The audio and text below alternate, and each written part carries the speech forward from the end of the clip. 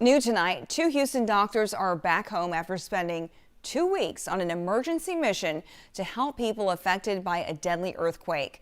Zach Tawatari met them at Bush Airport as they got off of their flight and joins us live now. And Zach, an exhausting but rewarding trip, I'm sure. That's right, Cheryl. Those doctors coming back very emotional, as you mentioned, very tired from spending several weeks in the areas devastated by those earthquakes in Turkey and Syria. Tonight they are back in Houston, back here at Terminal E at Bush Intercontinental, and more than anything, they wanted to talk about what it was like over there. As you just remember, about a month ago now, we were here in the U.S. when we woke up of the news of a massive 7.8 magnitude earthquake hitting areas near the border of Turkey and Syria, with aftershocks following. Over 50,000 people have died, with over 100,000 more injured. And right away, for those victims and first responders, aid became a priority.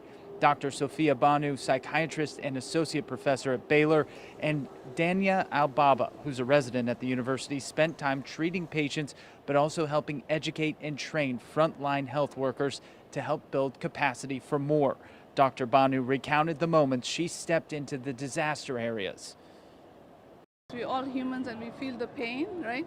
But we have so much to be grateful for that you forget your discomfort, that you forget that you're not in your home or you're not in your bed. You know, you would do anything to help somebody in need. And I think that's what makes us stronger. For Dr. Al-Baba, who's Syrian American herself, she says the experience was very emotional.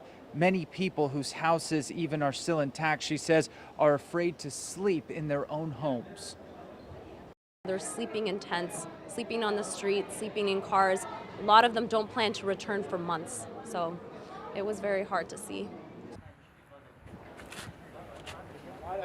And the need for resources in these countries, the doctors say, is still great. Helping with donations is certainly one way they say Americans can help, but the doctors say victims were also so grateful that Americans like themselves came all the way to Turkey and Syria to help, and they say thoughts and prayers for those victims certainly go a long way.